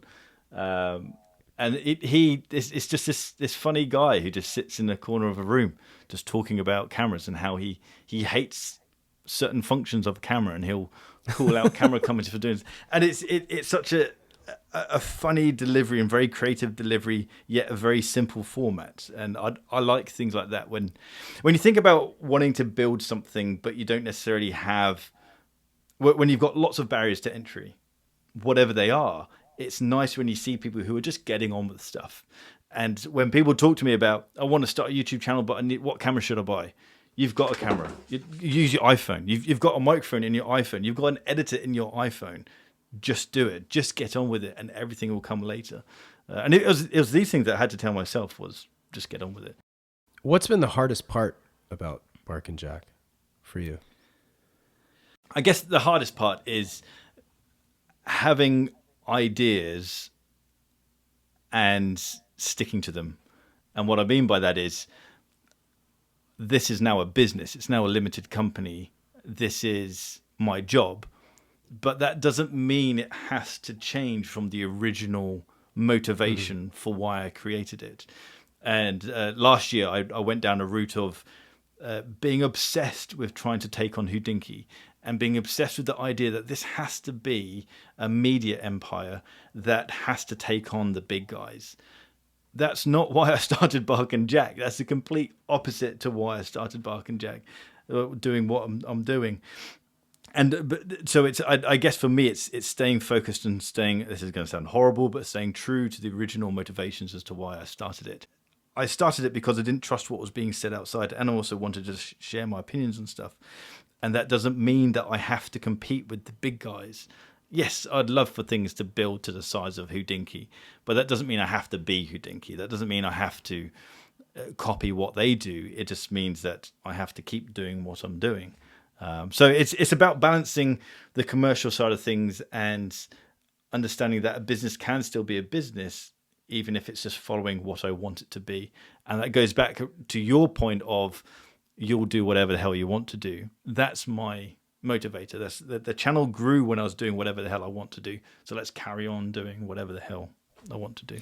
Yeah, it's just tough sometimes as not just a business owner, but I think just as a person, right? Like we have this inherent keeping up with the Joneses sort of emotional thing that goes on and resonates with, like, I see their success. It's not driven by jealousy. It's driven by, I want that success. Absolutely. So it's not like I love Hodinkee. You obviously support them as well. Absolutely. And the group of people there are great. I've met a lot of them, and they're amazing people. Yeah. I mean, I've had a few of them here on the show, and it just makes you like them more. So I don't know even what I'm trying to say really, other than like, you don't have to try to achieve the success in the same way. You could still be successful in your own way. But I think, again, it's all going to come back to the default answer being honesty. And as long as you're living an honest way, like, yeah, I post pictures of Porsches. Do I own a Porsche right now? I don't. But I'm expressing my aptitude to own one. I'm sharing my enthusiasm behind the car itself, be it a design, be it function, be it both. and even the community, really. I mean, Yeah. Porsche owners are quite mad, but I mean, obsessive, obviously, but like, but yeah, I mean, I think it's that sense of aspiration really that I'm doing it. It's not so as to share in a fake way of like, look at this lifestyle I'm living. It's more like, look at the lifestyle that's available. Like, let's do that. But I also think it comes back to the audience, the way the audience reads what you're doing. If the audience, if that person is in a negative mindset, they're going to read whatever they want to read. True. And that kind of comes back to the whole comment stuff. I get really annoyed when people misconstrued what I say, when they take what I say out of context. That really frustrates me. But that's down to them. They're looking for a way of taking something out of context. That's not necessarily, it could be that I delivered something incorrectly, but it also is likely the fact that they were trying to look at something. So if someone looks at a picture of you sharing a picture of a Porsche, and they look at it as, oh, he's trying to be something that is not. No, they've just misunderstood the message. Yeah. Be happy in who you are, and can obviously see you are. Yeah. What comes easy to you? Oh God, getting annoyed. Well, those are great videos. I love those videos too, because they're honest. And weirdly, they're the easiest. People say. When I do a video being positive about something, people say, oh, you're positive about everything. I cover things that I like because I find that harder to do than covering things that I dislike. I could pick up anything and rip it apart. And I'm sure anyone can. And I find that too easy. I think picking something well, up. Well, there's and too much of that already out there. Absolutely. If you want to see someone moaning about something, then you can go listen to Joe Blogs moaning about it, and they've probably misunderstood something anyway. Right. For me, it takes so long to create content that I only really want to cover stuff that I like. But what's the question? What comes easy? What comes hard? It comes easy. I think just ideas to make content. I've got so many ideas. I have lists and lists of content to make. And it annoys me that I don't have someone sitting next to me who can edit for me, because it would be so much easier. I mean, I definitely think that's a positive problem. Like for me, I'm more restrained by monetary implication. Like I've got a long list of assortment that I would love to make, but sampling product, I mean, a NATO strap is adjustable, a t-shirt isn't. So it's like to get the fit right is expensive. And to do that times X number of products is even more expensive. Well, there's so many emails coming saying, oh, can you start doing extra large straps? Can you start doing extra small straps? So, but no, because the cost to do that is massive. To vary cost and then color and then have that across the whole range is just... No, there's only so much money. And that's another reason why I'm not going to be able to... I've been talking about wanting to expand the amount of sizes that I do, forgetting the fact that the pound has reduced massively in power compared to the dollar.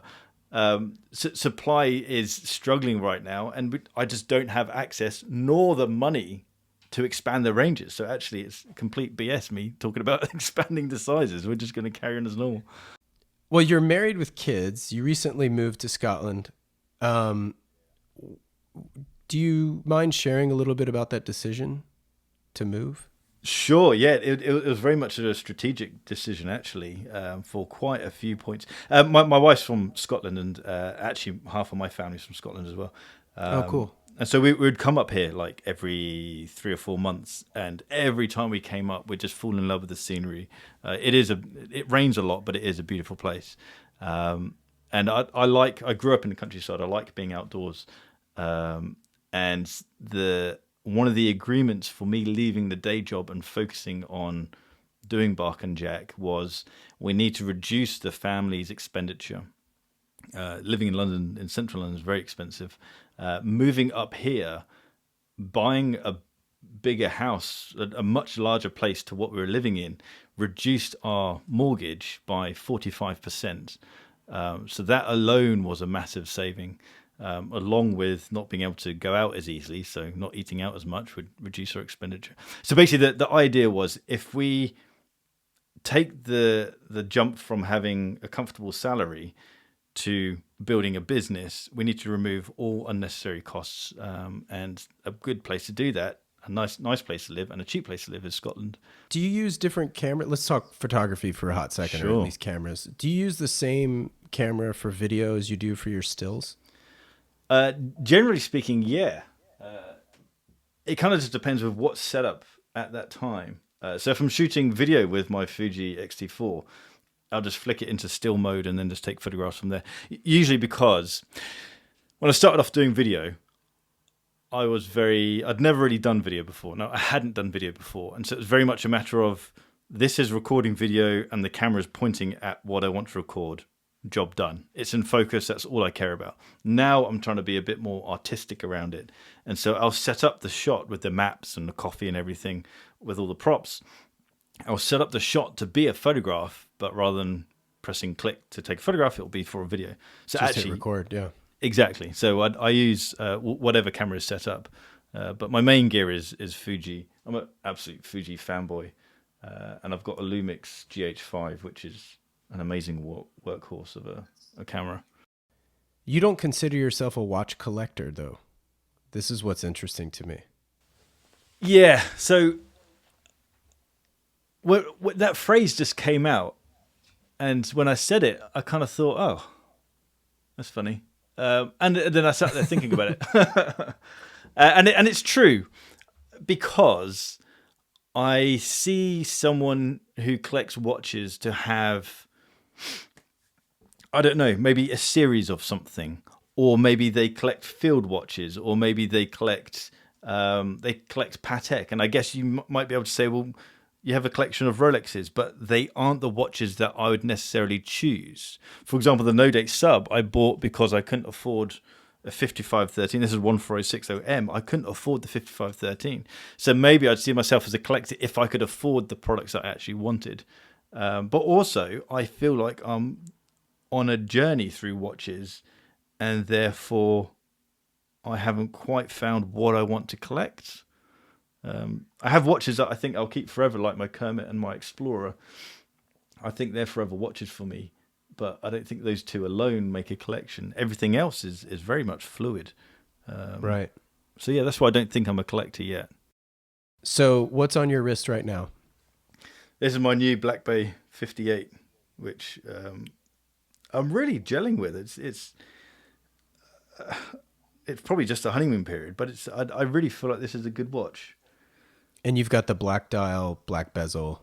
Yeah, the original, I guess you could the call original it, one, yeah. Yeah. But it's, as an offering, it's a hard one to contend with. It's like your Black Bay. It's hard to criticize it, considering what it is for the money. My Explorer, the watch that I'd say I have the biggest connection with and that I love the most, is the one that I did next to no research for, because I bought it at an auction, and it was a buy to make a video and then sell on. It wasn't a buy for me to enjoy the watch. It was actually, I bought it to do a rant about it, because it was a highly thought of watch. People were fond of it, and I thought, it's boring, it's horrible. No, let's destroy this watch. Hopefully that video will go viral, then I can sell it on and make back from the viral video what I paid for the watch. It didn't work out that way. Yeah, well, it's funny because I wanted to talk to you about the Explorer, because I love the 36 millimeter size. Your 36 millimeter Explorer is kind of the do everything watch, right? You could dress it up, you could dress it down based on size. Like, would you prefer yours over a 1016 reference? Or do you have a preference between the two? See, that's when I'd be a collector.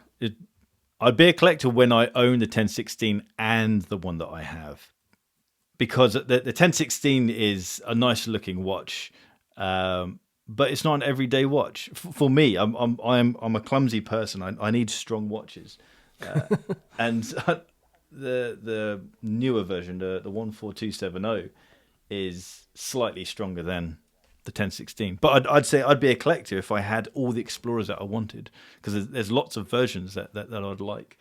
What do you think makes a watch great? More specifically, like, what does it have to make its way into your possession? That's a good question. I don't know. I have to feel it. When I was getting at sixth form, I don't know what the equivalent of sixth form is in America. Sixth form is our last year Right. in school. So like your senior year of high school.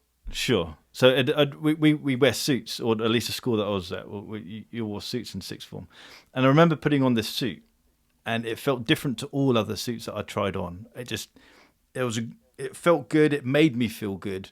It physically felt good, and then it made me feel good. And there's just something that just worked.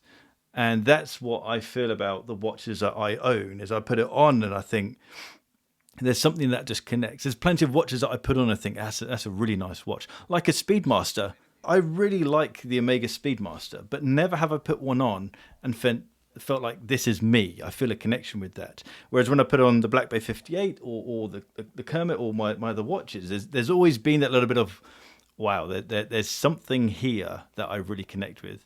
And I think that's why I struggled to answer the questions, because I don't really know what that is, whether it's build quality, whether it's design, whether it's function, but there's always something deep. It's just a visceral. It really is, and I guess that's why it's hard to explain. Yeah, you can't put it into words. Yeah, exactly. Do you restrict the number of watches in your collect? Well, I don't. I'm tempted not to say collection and just default possession, since you're not a collector. But are you restrictive at all, or does it not? I am, because I think I have to be strategic with my collection, I guess. From a few standpoints, I'm not a wealthy guy, and so I need my money to go far. But also, I have to have watches that I have a connection with, but also can create content with. There is a requirement for me to make content, a self-imposed requirement, but there is a requirement. But also, I don't like lots of watches. I have lots of watches. I have about 13 watches. I only wear about 3 or 4 of them. And I can't imagine having lots of watches that I'd want to wear. I'd find that I like to have relationships with my watches, and that's why I like my Explorer so much, because we've done a lot together, and that's what it represents. If I had 10 nice watches, I wouldn't have that relationship with all those watches. What do you think's overrated in the marketplace? I think a lot is overrated in the marketplace. I think people's perception of Rolex and where they sit within the watch world is massively overrated. And because it's the most recognizable watch brand, it's then seen as, that they're the best. Well, they're not. I like them, and actually I can't really imagine me going above Rolex. I think that they're a nice middle point of a good product, a luxury product, but actually a usable product. I think Patek Nautilus, massively overrated. I like Patek, but I don't think the Nautilus is worthy of the hype. Same with AP, the Pepsi GMT. I think all of these massively hyped up products, they're all great in their own right, but I don't think they're worthy of. I'm obviously wrong, because they do have the hype and they can command these things, these prices. But for me, I won't buy something like that. I have no requirement for a Nautilus or a Royal Oak. I'd prefer to have a Vacheron Constantin overseas or something. But then that could just be my chip on my shoulder, that I like to go for the underdog. I like, probably one of the reasons why I like the Explorer is because it is an underdog to all the other Rolex sports models. When I played guitar, all my mates played Fender, so I went for Gibson. All my mates had Marshall amps, so I went for the Orange amps. I always like the slightly different. Don't know. Well, and people are sheep, so no. It's funny because like my next question actually was, what do you think is underrated? Underrated. I still think Grand Seiko is underrated. I still think Seiko full stop is underrated. Yeah. And it's funny. One of the big reasons why I wanted to do McKinnon and have it very openly anti-snobbery is I hate the idea that it has to be Swiss made. I hate that idea that it has to be made by a certain brand. And so, I think Grand Seiko are creating products that are far superior. JLC, I went to their factory last year, and the stuff that they are doing, I've been to a couple of watch factories now, and the stuff that they are doing is just on a different planet to what other people are doing. The fact that people push the idea of Patek all the way to the top, yet JLC, oh no, that's your wannabe Patek. No, guys, JLC are making Patek movements. Or at least back in the day, they were making Patek. They were making movements. Well, I was going to say they still do make movements for a lot of people. Exactly, and they don't like to talk about it. And I was there was a lot of footage that I wasn't allowed to put in my JLC visit video because it had brand names on it. But there is still stuff about. Yet people shun JLC for some reason. It's bizarre. Yeah. That is really bizarre. Is scheduling a tour quite easy, or do you have to kind of know somebody? Like if I wanted to go tour a factory, how does that work for somebody like me? Or do I have to own the watch, for example? I think you have to own quite a few watches. I know Vacheron do watch tours for their VIPs. Patek certainly do. They hire a private jet and they send you down to London and they private jet you out to the Patek factory and they pick you up in like a 6-star hotel and the whole thing. But I think the idea is that you buy a watch at the end of it, so it's all the guys who are going can buy watches, so it doesn't matter. It's challenging. Again, I was invited to the JLC thing, which was quite. It was really very nice, very very lucky experience. I don't know how people get on it. As I say, I've been probably quite lazy when it comes to stuff like this. Roger Smith, right. I organised that. No, he invited me. Oh man, that was so good. He seems like the real deal too. He was amazing as a person. I mean, absolutely. Yeah. It was incredible. And it's funny how someone like him is so chilled out. Like I was there all day. I told him I only want 3 hours. We'll just sit down, have a little chat, have a little walk around your factory. I was there for the whole day. I turned round at the end and I thought, why is it empty here? Why is everyone gone? And it was like 6 o'clock in the afternoon. And I was apologising to him for taking up so much time. I was like, no, just take as long as you want. It's honestly such a genuine guy. Someone who just loves watches and is more than happy to sit down and talk to someone about watches is epic. Oh, that's awesome. Yeah, absolutely amazing. I mean, let alone the quality of product that he puts out. Jeez. Exactly. Mind blowing. Man. Absolutely mind blowing. 3-watch collection, money, no object. Go. Oh, this has been a big debate. I should be quick, otherwise I'll just keep talking. It will be my Explorer.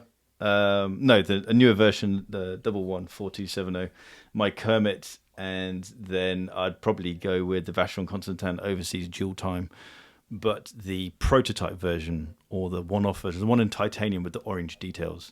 Right. Hodinkee did an amazing article on it. That's my ultimate grail watch, but I think there's only one or two around. But yeah, that would be it. Really versatile, functional, robust. You're quite into cars though, aren't you, as well? I don't know much about cars. I do like cars. Yeah, a big thing. Yeah, I wasn't sure how deep you were into it. Like, are you wrenching on cars, or you just like them aesthetically, or what? No, it's the mechanical side of it. I like driving. I like the engagement. I've bought an automatic car, and I like the luxury of automatic. But then when I jump into my wife's tiny Igo, I love just getting the gears going. There's something about engaging with a car and you being fully in control. I like it when the car is simple and there are very few electronics. You turn the steering wheel and it does stuff. You change gear and it does stuff. The car that I have now, I've got a Land Rover Discovery Sport, and it's all mechanical. There's no handbrake. It's all done. You don't need to change gear. It's all done. And you don't put the wipers on. It's all done. The lights, everything is automatic. And what I think makes a good driver is when you, the driver, processes all that information. And it's small things. It's raining, so we put the wipers on. And I don't know. I enjoy the engagement. So I had to drive my wife's car the other day, and it was pissing down the rain. It was dark, and so I had to put the lights on. And it was nice to actually engage with the car rather than just press it and go, if that makes sense. Yeah, I think they do those things so you pay more attention probably and less distraction, but all it does is just allow people to look at their phones. Yeah, sure. It's just like, get off your phone. But anyway, what's something about you that many of your followers potentially don't know? Or like maybe even somebody close to you would be surprised by? I come across on the channel, I know this because people say it, as if I come across very laid back.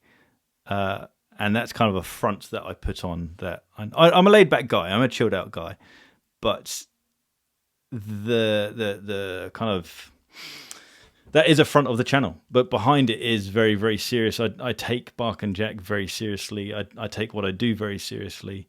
And although I might come across as someone who's just having a chit chat on a camera, there's a lot of drive and a lot of seriousness that goes on behind it.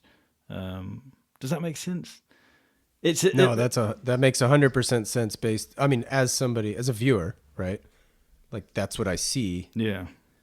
But I'm glad to have you on this podcast because I think the things that we've talked about, like you're never going to share on your channel.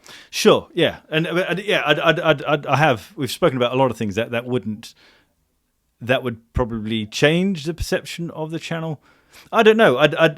I like to present in a certain way, but actually off camera, it's very much a business, and I don't want that to sound like it's a business that requires me to do stuff that I don't want to do. When I say it's a business, I mean I take it seriously. That this isn't. Well, I don't. Yeah, I didn't perceive it as such. Yeah. I think this is the inner Brit in you that's being kind of. Probably. You know what I mean? The humility is shining through currently, which I can appreciate, you know. Well, listen, man, this has been fun. I got no other questions for you. I've loved it. If there's anything else you want to chat about, like feel free or promote or, you know, knock it out of the park to say whatever you want. Aaron, if you want, I'd love to have one of your baseball caps, one of your H. Do you do baseball? Yeah. I can see a baseball cap in your background. You mentioned wanting to. Yeah. To get some stuff. You want that one? That one's actually never been worn. Yeah. If that's one of your products, and that'd be cool. I'm getting into baseball caps. Well, Adrian, thanks again, man, for taking the time. Like, I did not expect to go on this long. No, we've just had a great chat. I apologize to your wife. Regardless of the podcast, it's been fun. Yeah, man, this has been great. It's great to meet you. It's just, I'm in the awkward position because like I feel like I sort of already know you, whereas like you know nothing about me. Well, no, it's the same voice as on the podcast. It's just true. You're replying back to me. Yeah. And listen, enjoy the rest of your evening. Really appreciate you taking the time. You have a great day. Take care. All right, Adrian. Thanks. Cheers, mate. See ya. Bye-bye. I hope you guys enjoyed this episode. I know I did. Frankly, Adrian and I recorded for basically 3+ hours, and he's just one of those guys that I could easily talk to all day. Thanks to all of you again for listening. Thanks to Clear Audio for providing the headphones, as well as to Jensen Reed and Super Beautiful for providing the theme track. Standard Age Podcast will be back in another 2 weeks' time. Until then, hope you guys stay healthy and happy, and take care.